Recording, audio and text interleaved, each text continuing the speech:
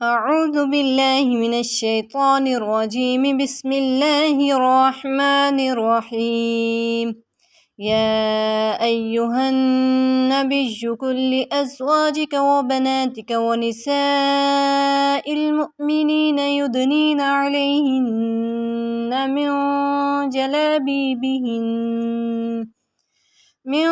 جلابيبهن ذلك أدنى أن يعرفن فلا يؤذين وكان الله غفورا رحيما۔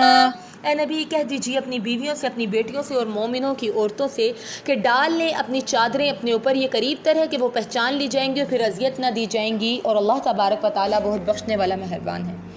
نبی صلی اللہ علیہ وسلم کو جب یہ حکم ملا تو آپ نے ایک منادی کروانے والے سے اعلان کروایا۔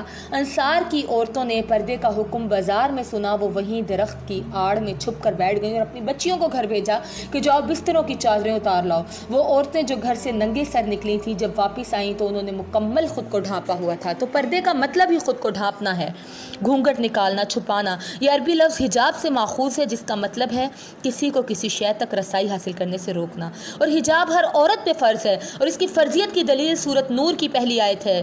اللہ تبارک و تعالیٰ نے پردے کا حکم سورہ نور میں دیا اور اس کی پہلی آیت میں فرمایا سورۃ انزلناہا وفرضناہا، ہم نے ایک سورت نازل کی اور اس کے احکامات فرض کر دیے۔ تو چونکہ پردے کا حکم بھی سورہ نور میں ہے اسی لیے پردہ فرضی عبادت ہے اور ہر عورت پہ فرض ہے۔ عورت لفظ عورہ سے نکلا ہے جس کا مطلب ہے چھپی ہوئی چیز۔ کائنات کی ہر مقدس شے کو اللہ تبارک و تعالیٰ نے چھپا کے رکھا، چاہے وہ سیپ کا موتی ہو، چاہے وہ کعبہ ہو جسے رب نے غلاف دیا، چاہے وہ قرآن ہو جسے غلاف میں رکھا گیا، چاہے وہ رب تعالیٰ کی ذات ہو جو چھپی ہوئی ہے۔ اسی طریقے سے عورت کو بھی خود کو چھپانے کا حکم دیا گیا۔ اے بنت حوا، تمہیں معلوم ہے تم کون ہو، تم کیا ہو، تمہاری شناخت کیا ہے، تمہاری اصلیت کیا ہے، تمہاری پہچان کیا ہے۔ تم اد کھلی کلی ہو، سنو خود کو کلی رہنے دینا۔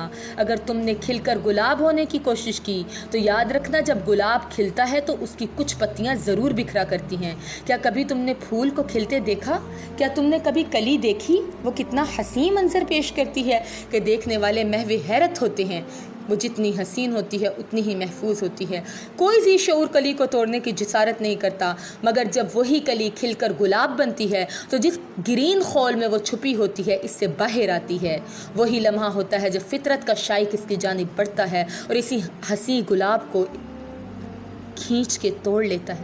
یہ اپنی خوبصورتی عیاں کرتا ہے تو پھر ٹوٹ جاتا ہے، شاخ سے توڑ لیا جاتا ہے۔ وقتی طور پہ یہ اس کی جیت ہوتی ہے کہ اسے چاہا گیا، اسے پسند کیا گیا، اسے سراہا گیا، اسے حاصل کر لیا گیا، مگر جو ہی وہ شاخ سے ٹوٹتا ہے تو اپنی شناخت کھو دیتا ہے۔ پھر چند لمحوں بعد وہ مرجھا جاتا ہے، بالآخر مسل دیا جاتا ہے، رون دیا جاتا ہے۔ بنت حوا، تم بھی اس کلی کی مانند ہو۔ جب تم عریاں ہو کر اپنا حسن کھو دیتی ہو، اپنی اصل بھلا دیتی ہو تو تب تم اذیت دی جاتی ہو۔ تب نہ صرف تمہاری آبرو نیست و نابود کی جاتی ہے بلکہ تمہارا سکون اور چین بھی برباد ہو جاتا ہے۔ قصہ یہ میں نے پڑھا الکتاب میں، قصہ یہ میں نے پڑھا الکتاب میں کہ حسن محفوظ رہتا ہے فقط حجاب میں۔ سنو آدم کی بیٹی، تم کوئی ٹشو پیپر نہیں ہو کہ جسے اپنے مقصد کے لیے استعمال کیا گیا اور پھر ردی کی ٹوکری میں پھینک دیا گیا۔ تم تو بہت خاص ہو، سیپ کے موتی کے مانند جو ہر کسی کو دکھائی نہیں دیتا، جو سیپ کے مضبوط خول میں محفوظ ہوتا ہے۔